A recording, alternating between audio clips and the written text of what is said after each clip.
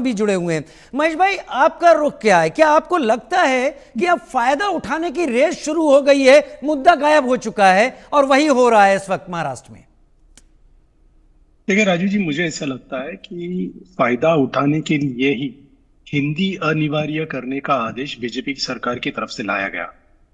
जब सरकार कोई भी निर्णय लेती है या कोई भी आदेश लाती है, जीआर लाती है, तो उनका ये उनसे अपेक्षा होती है कि वो उसका पहले रिसर्च करे, उस पर अभ्यास करे और बाद में उसके परिणाम क्या हो सकते हैं इसका अभ्यास करके वो निर्णय लिया जाए या वो आदेश दिया जाए। अभी मुझे नहीं लगता कि बीजेपी को यह पता नहीं था कि अगर हिंदी महाराष्ट्र में अनिवार्य करने के बाद उसको विरोध होगा। ये उन्हें पता नहीं था या उनके बारे में उन्होंने कुछ भी अभ्यास नहीं किया था। लेकिन बीजेपी ने विभाजन करने के लिए वो हमेशा से धर्म के आधार पर, जाति के आधार पर विभाजन कैसे हो और उसका फायदा, सियासी फायदा कैसे उठाया जाए, अगर इसके बारे में सोचते होंगे तो ये गलत है। ये नहीं करना चाहिए था। उन्होंने ये किया। उसके बाद राज ठाकरे और उद्धव ठाकरे को एक साधन मिला कि इसके जरिए हमारा भी फायदा क्यों ना हो सके तो किया जा सकता है।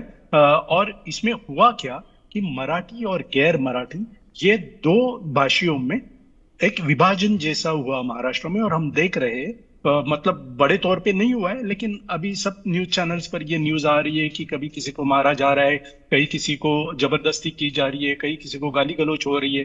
तो ये सब चीजें नहीं होनी चाहिए। इसका ख्याल रखना और कायदा, कानून और सुव्यवस्था बनाए रखना, ये सब जिम्मेदारी राज्य सरकार की है। हम्म। लेकिन राज्य सरकार इसमें फेल होती दिख रही है। हम्म। अभी देखिए, किसी भी तरह की जोर जबरदस्ती या गुंडागर्दी या मारपीट, इसका समर्थन कोई भी नहीं कर सकता। सही कह रहे ना हैं वो आप। बीजेपी, हाँ, ना वो बीजेपी कर सकती है, ना कांग्रेस राष्ट्रवादी कर सकती है, ना शिवसेना मनसे कर सकती है। हम्म। अभी एक बात यहाँ पर हमें ध्यान में रखनी चाहिए कि हमारे देश में राज्यों की निर्मित निर्माण जो हुआ, राज्य जो बनाए गए वो भाषा के आधार पर बनाए गए। तो इसीलिए जिस राज्य में जो मातृभाषा है, उस राज्य में उस मातृभाषा का मतलब जो भाषा वहाँ बोली जाती है, उस भाषा का सम्मान रखना चाहिए।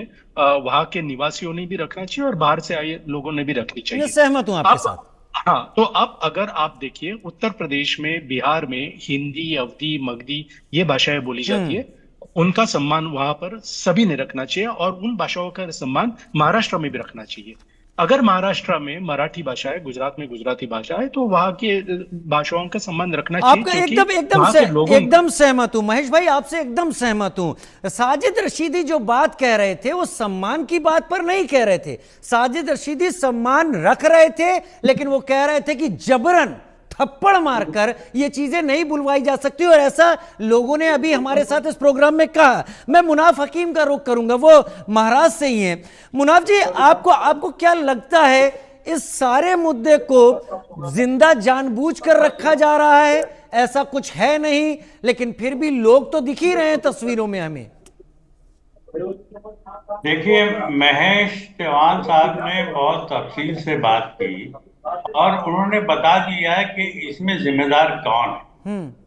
पूरी जिम्मेदारी महाराष्ट्र शासन की है और सरकार के मुखिया के तौर पर जो मुख्यमंत्री महोदय है, उन्होंने ये समझ लीजिए कि बराबर कारपोरेशन के चुनाव होने जा रहे हैं, ऐसा माहौल बनाने के लिए उन्होंने ही इस मुद्दे को सरकार के माध्यम से लाया।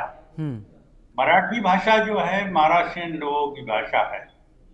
अभी मैं अपने परिवार की बात करूं तो 400 साल का हमारा यहाँ पर महाराष्ट्र में सजरा मिलता है हम्म। और मराठी ये मेरी मातृभाषा है। हम्म। तो मराठी भाषा तो आनी चाहिए, पर उसके लिए ये जरूरी नहीं है कि मैं किसी की गिरेबान पकड़ूं और गिरेबान पकड़ के उससे ये कहलवाऊं कि जो मैं करता हूं वो करिए।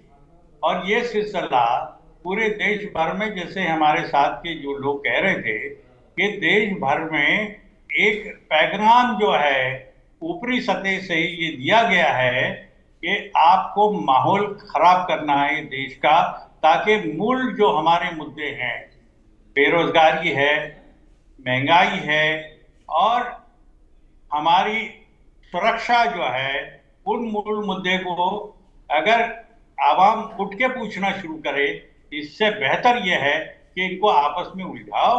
और ये उलझाने का सिलसिला, ये ऊपर से एक संदेश मुझको लगता है दिया गया है, जिसके ऊपर अमल महाराष्ट्र सरकार ने भी किया। और मुंबई शहर में इतना घिनौना कि एक छोटी सी मासूम बच्ची, अगर रिसेप्शनिस्ट है वो, जी। और वो कहती है कोई बात, हम्म। तो ठीक है, उसने अगर कोई बात कही तो वो यही कह रही थी कि मराठी में बोलिए। अगर मराठी आपको नहीं आती तो उसका मतलब ये नहीं है कि आप लात से मारेंगे उसको, एकदम नीचे सही गिराने मारेंगे। मुनाफ भाई, आप एकदम सही कह रहे हैं, और आप जो कह रहे हैं वही इस चर्चा के केंद्र में है। ये जो दूरी है ना, ये जो एक खाई, ये खाई तैयार की जा चुकी है, और अब इस खाई को पाटने के नाम पर लोगों को उकसाया जा रहा है। कौन उकसा रहा है मैं उंगली नहीं करना चाहूंगा। साजिद रशीदी भी उस तरफ बोल रहे थे, महेश जी भी वहां बोल रहे थे, और शायद संजय द्विवेदी भी उस पर पॉइंट आउट कर रहे थे। लेकिन शोएब सिद्दीकी एडवोकेट, क्या वाकई पूरी तरीके से शोएब द्विवेदी आपको लगता है कि ये लॉ एंड ऑर्डर का इश्यू है जो महाराष्ट्र में हम देख रहे हैं? देखिए राजीव भाई, बहुत अफसोस के साथ मुझे कहना पड़ रहा है कि इस मुल्क में महिलाओं को जो है देवी का दर्जा दिया जाता है, और जिस तरह महिलाओं के साथ सलूक किया जाता है, खासकर महाराष्ट्र में किया जा रहा है, कल की घटना में उसकी मुखालफत करता हूं। मैं समझता हूं हिंदुस्तान का हर इंसान इस चीज की मुखालफत करता है। सर देखिए, यहाँ पर बस सीधी